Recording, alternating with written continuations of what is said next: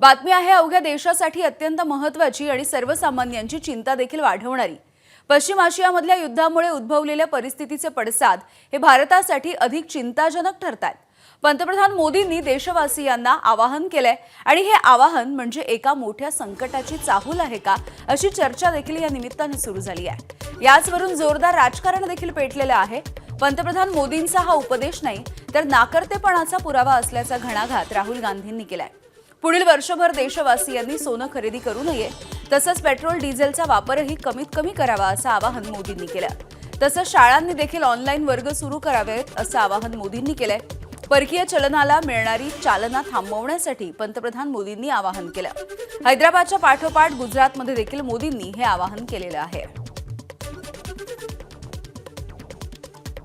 Gold यानी सोने की खरीद एक और पहलू है जिसमें विदेशी मुद्रा बहुत अधिक खर्च होती है।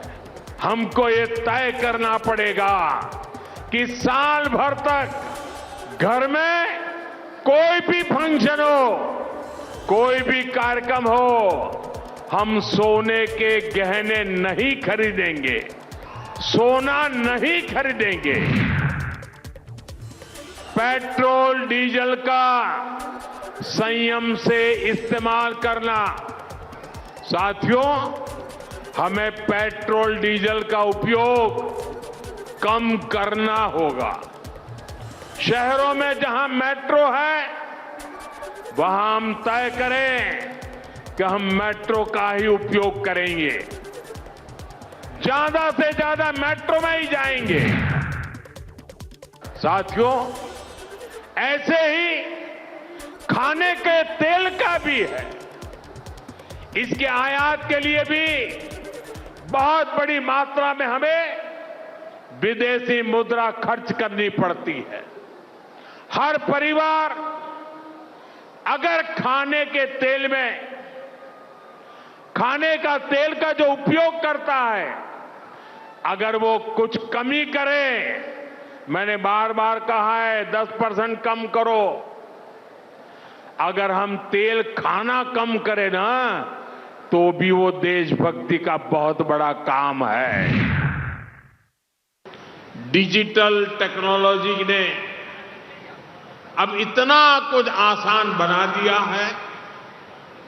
टेक्नोलॉजी की मदद भी हमारे लिए बहुत फायदेमंद होगी। मैं कुछ स्कूलों से भी आग्रह करूंगा कि कुछ समय के लिए ऑनलाइन क्लासेस की व्यवस्था पर काम करें। मेरी देश के हर नागरिक से अपील है, जहां संभव हो पेट्रोल डीजल का उपयोग कम करें। मेट्रो का उपयोग करें, इलेक्ट्रिक बस और पब्लिक ट्रांसपोर्ट का अधिक इस्तेमाल करें। तर पंतप्रधान मोदींनी कोणती आवाहनं केलेली आहेत आपण बघतोय। सोन्याची खरेदी ही वर्षभर टाळा, पेट्रोल आणि डिझेलचा वापर हा कमी करा, वर्क फ्रॉम होम याला प्राधान्य द्या, सोबतच परदेशामधला प्रवास टाळा, खाद्यतेलाचा वापर कमी करा, नैसर्गिक शेतीचा अवलंब करा, स्वदेशी उत्पादनं वापरा,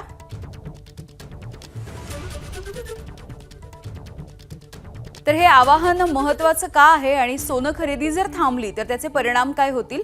सोन्याची आयात कमी झाली तर व्यापार तूट ही कमी होईल,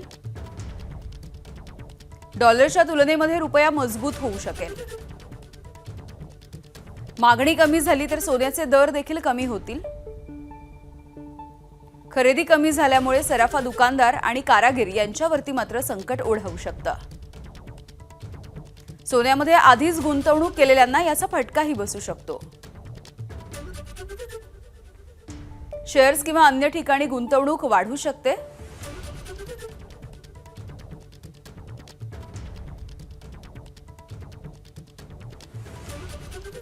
ज्वेलरी असोसिएशनचे पदाधिकारी आज पंतप्रधान कार्यालयामधल्या अधिकाऱ्यांची भेट घेणार आहेत.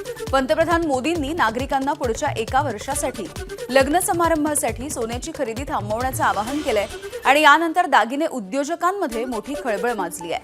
सराफांना भीती आहे की या आवाहनामुळे सोन्याच्या मागणीमध्ये मोठी घट होऊ शकते आणि ज्यामुळे रोजगार आणि व्यवसाय या दोन्हीवरती याचा परिणाम होईल. मोदींच्या विधानाच्या नंतर All India Gem and Jewellery Domestic काउन्सिलने या आवाहनावरती आता चिंता देखील व्यक्त केली आहे. जर सोन्याची खरेदी पूर्णपणे ठप्प झाली तर 1 कोटींपेक्षा अधिक लोकांच्या रोजगारावरती परिणाम होऊ शकतो असा दावा जीजेसीनं केलेला आहे. दरम्यान देशामध्ये पेट्रोल, डिझेल आणि गॅसचा पुरेसा साठा असल्याचं राजनाथ सिंग यांनी स्पष्ट केलं.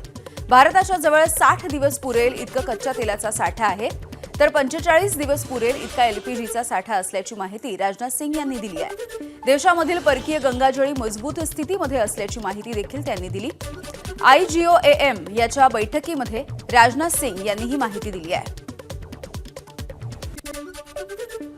दरम्यान देशामध्ये इंधनाचा पुरेसा साठा असल्याचं पेट्रोलियम मंत्रालयानं देखील स्पष्ट केलं. हमारे पास सफिशिएंट स्टॉक्स हैं, चाहे वो क्रूड है, चाहे वो पेट्रोल है, डीजल है या एलपीजी है. घरेलू खाना पकाने के लिए एलपीजी को प्रायोरिटाइज किया गया. इसी तरह नेचुरल पीएनजी को भी घरेलू उपयोग के लिए प्रायोरिटाइज किया गया.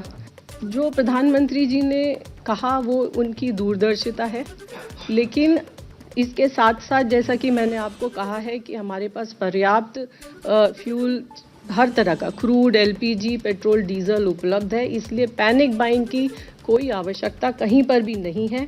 और इसके अलावा अभी भी पेट्रोल पंप पे जो प्राइस है पेट्रोल और डीजल का वो स्टेबल है. तर तिकडे मध्य पूर्वेमध्ये इराण आणि अमेरिकेमध्ये सध्या युद्धविराम असला तरी देखील हॉर्मुझमधल्या सामुद्रधुनीवरचा तणाव मात्र अद्यापही कायम आहे. यामुळे कच्च्या तेलाच्या किमतींमध्ये पुन्हा एकदा वाढ झाली आहे. जागतिक बाजारामध्ये कच्च्या तेलाच्या दरात सुमारे 3.3% वाढ झाली आहे. यामुळे कच्च्या तेलाचा दर हा $104 प्रति बॅरेलच्याही पुढे गेलाय. तसंच अमेरिकेमध्ये देखील कच्च्या तेलाच्या किमतींमध्ये वाढ दिसून आली आहे. तिथेही जवळपास 3% वाढ होती आहे. त्यामुळे अमेरिकेमध्ये कच्च्या तेलाचा दर हा $98 प्रति बॅरेलच्या पुढे जाऊन पोहोचलाय. पंतप्रधान नरेंद्र मोदी हे पुन्हा एकदा परदेशातल्या दौऱ्यावरती जात आहेत. येत्या 15 मे पासून पंतप्रधान मोदी हे युरोपामधल्या 4 देशांचा दौरा करणार आहेत. UAE मधून मोदी हे युरोपाचा दौरा करतील. 15 मे ते 17 मे या दिवशी नेदरलँडमध्ये त्यांचा दौरा असेल. पुढे 17 मे रोजी स्वीडनला ते असतील. 17 मे ते 19 मे या दरम्यान ते नॉर्वेला असतील. तर 19 ते 20 मेला पंतप्रधान मोदी हे इटलीच्या दौऱ्यावरती आहेत. 15 मे पासून त्यांचा हा युरोपाचा दौरा सुरू होतोय. ते सौदी अरब अमिरातीला देखील भेट देणार आहेत. UAE मधल्या देशांचा देखील समावेश पंतप्रधानांच्या दौऱ्याच्या कार्यक्रमामध्ये अगदी शेवटच्या क्षणी करण्यात आलाय. भारताच्या सोबत UAEची सर्वसमावेशक धोरणात्मक भागीदारी आहे आणि तिथे मोठ्या संख्येनं भारतीय वंशाचे नागरिक देखील वास्तव्यासाठी आहेत.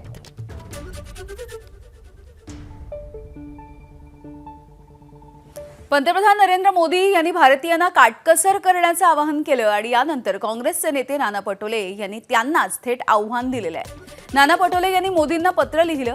शासकीय दौऱ्यांमध्ये चार्टर्ड विमानांचा आणि मोठ्या वाहनांच्या ताफ्यांचा वापर करणं टाळा. परदेशामधले दौरे जरा कमी करावेत. मेट्रोचा लाभ घ्यावा असं सुचवलंय.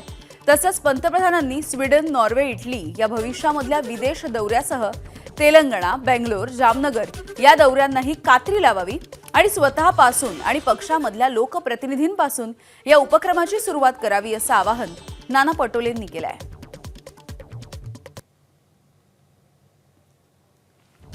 पटोलेंनी जे पत्र लिहिलंय त्यामध्ये काय आहे आपण बघतोय. मोदींनी त्यांच्या भविष्यामधल्या स्वीडन, नॉर्वे, इटली या विदेशातल्या दौऱ्यांना कात्री लावावी. मोदींनी तेलंगणा, बंगळुरू, जामनगर या दौऱ्यांना देखील कात्री लावायला हवी. शासकीय दौऱ्यांमध्ये काटकसर करत असताना चार्टर्ड विमानांचा वापर करू नये. तर मोदींनी स्वतःसह पक्षामधल्या लोकप्रतिनिधींपासून या उपक्रमाची सुरुवात करावी. दौऱ्यांमध्ये मोठ्या वाहन ताफ्यांचा वापर करू नये. मेट्रोसारख्याच ट्रेनचा सर्व मंत्र्यांनी लाभ घ्यावा. दरम्यान सोनं खरेदीच्या संदर्भात पंतप्रधान मोदींच्या आवाहनाला मंत्री भरत गोगावले यांनी अनोखी अशी प्रतिक्रिया दिली आहे.